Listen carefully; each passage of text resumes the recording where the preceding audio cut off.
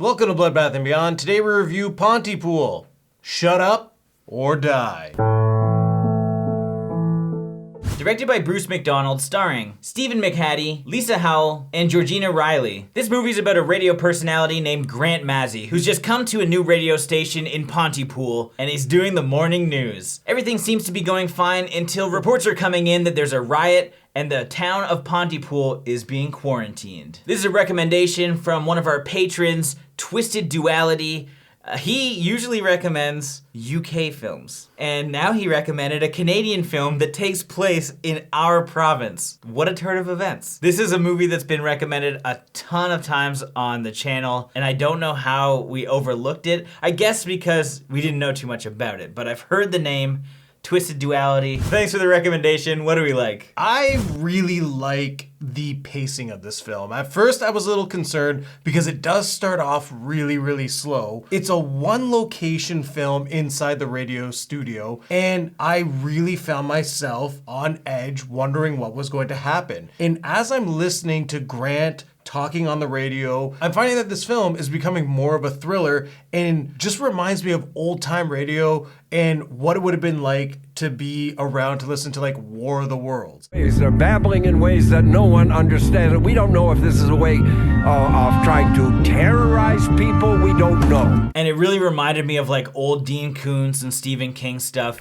He's lying here in the dark with his body, it's broken to pieces, and his wrists, I can see them, they're stumps, they're not stumps, they're pointing up at his sides. And this is actually based on a novel by Tony Burgess, who was actually the screenwriter for this as well, but the novel's Pontypool Changes Everything. You're not seeing creatures and like this disgusting stuff that's being explained in front of you, you're imagining it. And what you're imagining is likely more frightening than what's pulled off on screen in most cases anyway. So I think this was a really cool way to deliver the content for sure. And then you're pairing that with the acting. You are fucking with my head, and you don't you fuck with me. We have only really 3 characters in this entire film that are on screen together. And I thought the acting was well done because it felt like a 50-50 split for line delivery and actors reacting to those lines. Especially with Sydney talking to Grant while he's delivering breaking news. It's live, so he can't fuck up,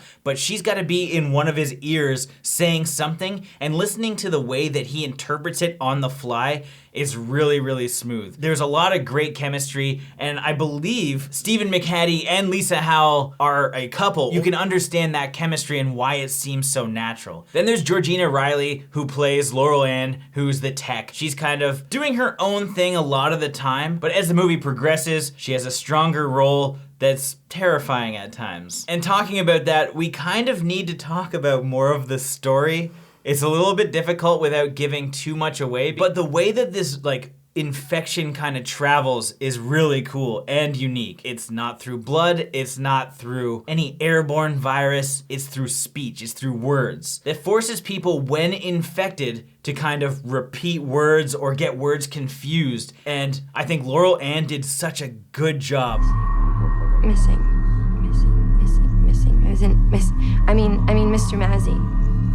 Mr. Mazzy's missing as in because he's not here. Having not read the book, I can actually see how this film has a deeper meaning to it, and you could tell that somewhere in the source material, there's a lot of symbolism, having it be represented around the infection being words, and this DJ or personality, his life is basically having to use these words. On the surface level, you could say that this is like mainstream media delivering news in a way that they want to because, well, we have our main guy, Mazzy, who thinks very highly of himself and wants to spin fact into a story. You think of all the other DJs that are doing that exact same thing in reality. We're not getting information exactly how it's perceived, and I'm sure everybody is very aware of that at this point. This is extremely dangerous to our democracy. This is extremely dangerous to our democracy. And this is extremely dangerous to our democracy. And then coming right out of this movie, and I could be way off base, my initial thoughts, this could be Grant's insecurities eating away at him as he was fired from his previous job. This is the first day at this new radio station. We don't know why he was fired, but he comes in, he's drinking, he kind of has some hesitations when he doesn't fully believe the material that he has to deliver to the world. And so if you come in here with your take no prisoners this, and you're pissing everyone off that, People are just gonna think you're a dick.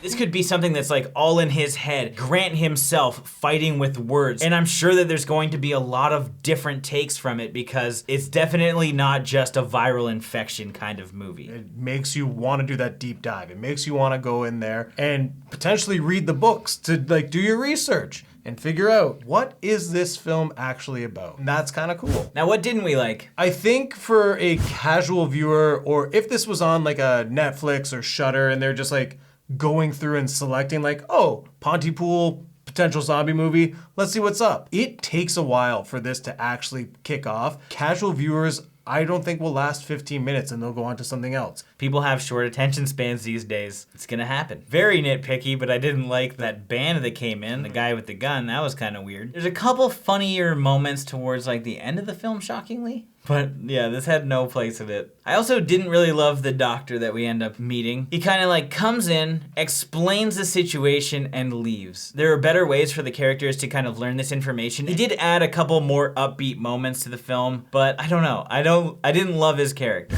Now it's time for our final thoughts and ratings. I really enjoyed this movie because it was a different take on an infection movie. It could have been a zombie, it could have been some viral infection, but it was through words. It was really cool. A unique story with great acting and incredible dialogue that chilled me a little bit more than actually seeing something on the screen because it's my imagination kind of running wild with the ideas, and that's more terrifying than anything. It sounds like there's a child.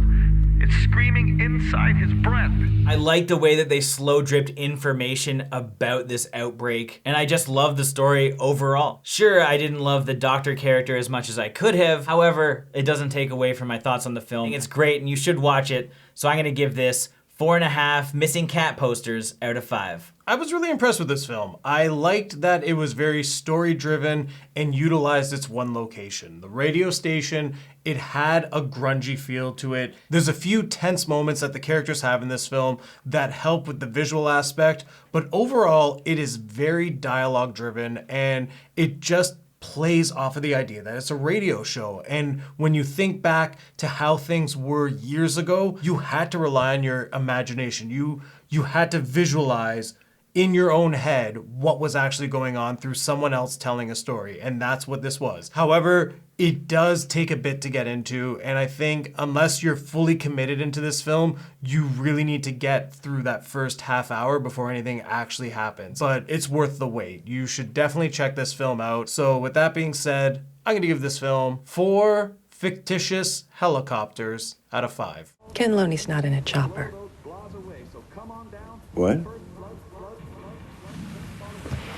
The Sunshine Chopper is Ken's Dodge Dart. He plays sound effects.